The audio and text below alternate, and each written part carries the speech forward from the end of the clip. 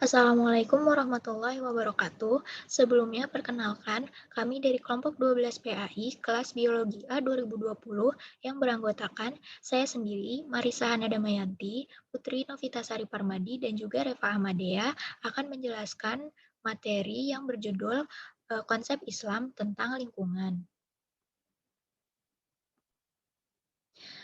Untuk pendahuluan, sebagai makhluk hidup yang tinggal di bumi dan hidup berdampingan dengan alam, maka kita sebagai manusia harus bisa menjaga lingkungan karena lingkungan ini telah memberikan kehidupan kepada kita seperti hewan dan tumbuhan yang dapat dijadikan sebagai makanan sehari-hari. Di dalam agama Islam pun kita diajarkan untuk saling menjaga dan menghormati antar sesama makhluk hidup. Lingkungan hidup pada saat ini merupakan masalah khusus bagi pemerintah dan masyarakat. Masalah lingkungan hidup itu berhubungan erat dengan sikap manusia yang semakin lama kian memburuk kepada alam karena untuk memenuhi kebutuhan hidupnya sendiri. Dengan semakin melonjaknya jumlah penduduk yang tidak bisa dikendalikan pun menjadikan lingkungan semakin semrawut. Karena kejadian seperti ini, manusia harus mengembangkan sikap cinta alam. Manusia seharusnya menjadikan alam itu sebagai kawan, bukan hanya sebagai pemenuh kebutuhan semata. Karena pada hakikatnya alam adalah penyedia sumber daya dalam hidup kita. Maka dari itu, pemeliharaan pada alam juga harus ditingkatkan aktif oleh manusia sebagai hubungan timbal balik. Manusia diangkat oleh Allah sebagai khalifah atau pemimpin di muka bumi ini. Kekhalifahan menuntut manusia agar selalu memelihara, membimbing, dan mengarahkan segala sesuatu dalam mencapai maksud dan tujuan penciptaannya. Dengan kedudukannya tersebut, manusia diberi beberapa tanggung jawab, dan salah satunya adalah diserahkan bumi beserta isinya oleh Allah Subhanahu wa Ta'ala. Karenanya, kita tidak boleh mengabaikannya, melainkan harus melestarikannya.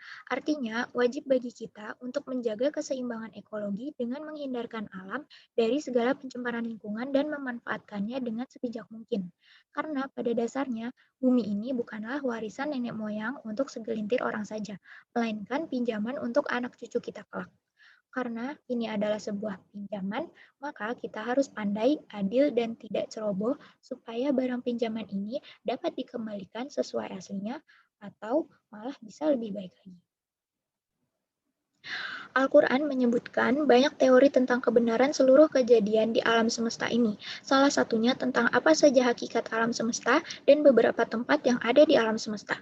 Jagat raya ini adalah susunan unsur-unsur yang berada di dalam perbentangan yang mencangkup hukum-hukum alamiah.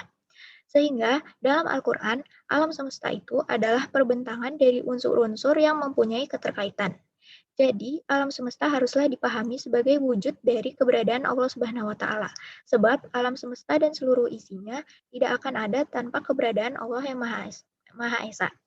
Dan berikut adalah beberapa dalil surah di dalam Al-Quran tentang kedudukan alam dan lingkungan menurut Islam. Yang pertama ada Quran Surat Ibrahim ayat 11, Quran Surat Al-Baqarah ayat 1 sampai 3, Quran Surat Ali Imran ayat 83, Quran Surat Al-Hadid ayat 1, Quran Surat Al-Hasyr ayat 1, Quran Surat Al-Sof ayat 1, kemudian Quran Surat Al-Isra ayat 44, dan yang terakhir ada Quran Surat An-Nur ayat 41. Untuk proses penciptaan alam, di antara alam semesta, makhluk hidup dan Allah pastinya memiliki keterikatan erat yang bahkan mempunyai hukumnya sendiri, yaitu ciptaannya bergantung pada pencipta yang tak terhingga dan mutlak. Seperti yang disebutkan di dalam Quran Surat As-Sajdah ayat 4, yang berarti Allah yang menciptakan langit dan bumi dan apa yang ada di antara keduanya dalam 6 masa. Kemudian, dia bersemayam di atas arsy. Bagimu tidak ada seorang pun penolong maupun pemberi syafaat selain dia. Untuk penjelasannya, dari salah satu ayat tersebut, Allah Subhanahu wa Ta'ala menyebutkan penciptaan langit dan bumi terdapat dalam 6 masa atau sitati ayamin. Selanjutnya, para mufasir bersepakat dalam menafsirkan ayat ini bahwa yang disebut dengan sitati ayamin adalah 6 tahapan atau proses dan bukanlah 6 hari. Sebagaimana arti kata sesungguhnya dari ayamin yang adalah jamak dari kata hari. Selain itu juga terdapat ayat yang mendukung proses penciptaan yang berlangsung selama 6 masa di dalam surat An-Nazi'at ayat 27 sampai 33 yang menerangkan tentang proses penciptaan alam semesta yang terbagi menjadi 6 masa. Dalam hal melestarikan alam semesta beserta isinya, tidak hanya dilakukan secara lahiriah saja, melainkan dari kesadaran manusianya itu sendiri yang tidak terlepas dari masalah keimanan. Kita juga sebagai umat manusia mempunyai tugas untuk melestarikan alam semesta.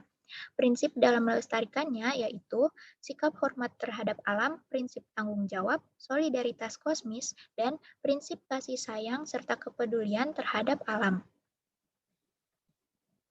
Kebanyakan kerusakan dan pencemaran lingkungan di dunia ini disebabkan karena ulah tangan manusia. Contoh-contoh di antaranya adalah yang pertama, penebangan pohon di hutan secara liar. Terkadang ada pula yang membakar hutan untuk pembuatan lahan baru. Selain itu, pohon yang ditebang pun tidak ditanam kembali sehingga berdampak kepada terjadinya banjir karena kurangnya daerah resapan air yang ada.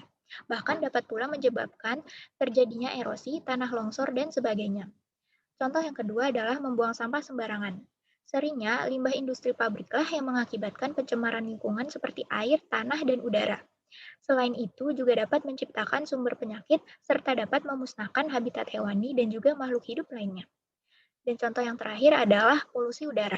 Polusi udara dapat menciptakan lingkungan yang tidak sehat bagi makhluk hidup karena oksigen yang kita hirup sudah bercampur dengan zat kimia dari asap kendaraan pula.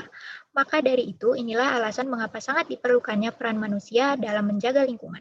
Jikapun memang ingin pergi ke suatu tempat yang dekat, sangat disarankan dengan berjalan kaki saja, karena selain dapat mengurangi polusi, badan kita pun akan menjadi sehat. Mungkin sekian yang dapat saya sampaikan. Untuk materi selanjutnya akan dilanjutkan oleh teman saya Putri Novitasari Parmadi. Kepada Putri dipersilahkan. Kerusakan lingkungan dan dampak-dampaknya.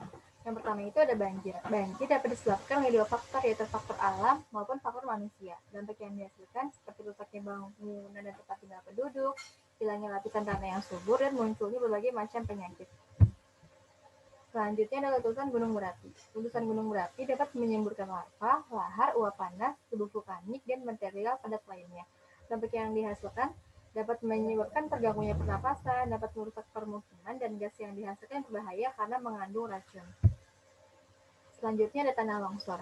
Tanah longsor ini adalah suatu peristiwa geologi yang terjadi karena pergerakan massa batuan atau tanah. Dampak yang dihasilkan menimbulnya korban jiwa, banyak infrastruktur yang rusak, dan menyebabkan sanitasi lingkungan yang buruk. Lalu ada gempa bumi.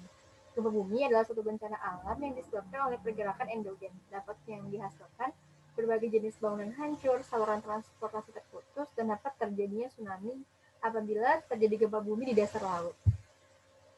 Konservasi lingkungan dalam ajaran Islam. Ajaran Islam mengajarkan bahwa alam semesta setiap waktu beribadah dan mengagungkan Allah SWT.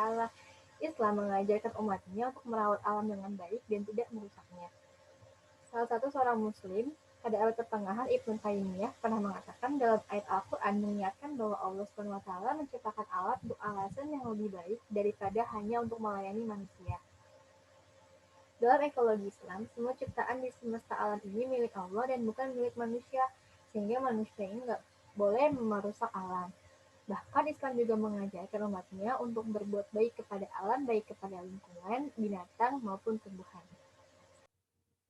Saya Repa Amadea. Di sini saya akan melanjutkan materi selanjutnya, yaitu tentang peranan manusia dalam konservasi lingkungan.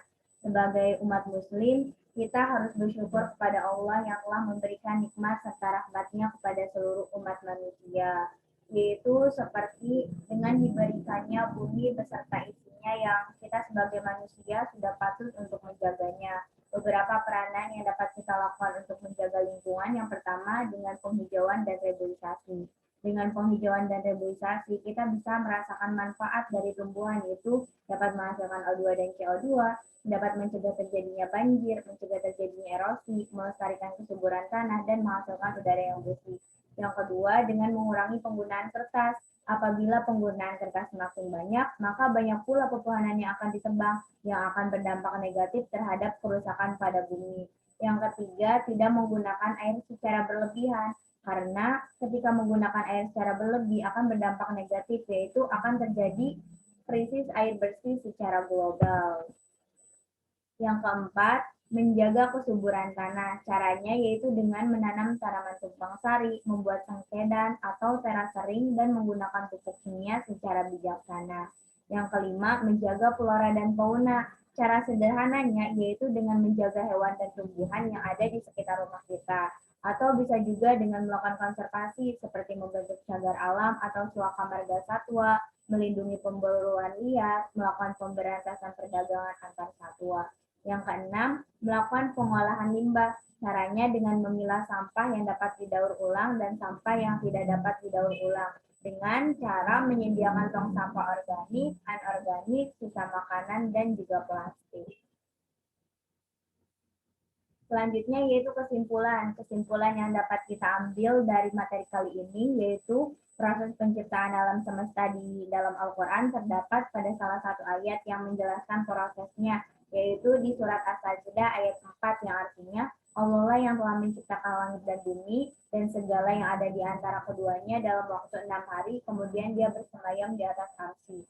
Nah, rusaknya lingkungan yang ada di bumi dapat disebabkan karena dua faktor, yaitu ada faktor alam dan faktor manusia, yang disebabkan karena ulah manusia itu sendiri. Nah, antara kedua faktor ini memiliki keterkaitan. Jadi, kita harus sama-sama menjaga alam ini dengan baik, yaitu dengan tidak merusak ekosistem yang ada di bumi ini.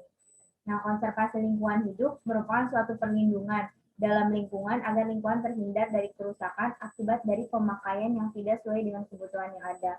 Konservasi ini sudah ada sejak 252 sebelum Masehi di India saat dipimpin Raja Asoka dan 624 sampai 634 Masehi saat Nabi Muhammad membuat kawasan konservasi yang dikenal dengan Hima di Madinah.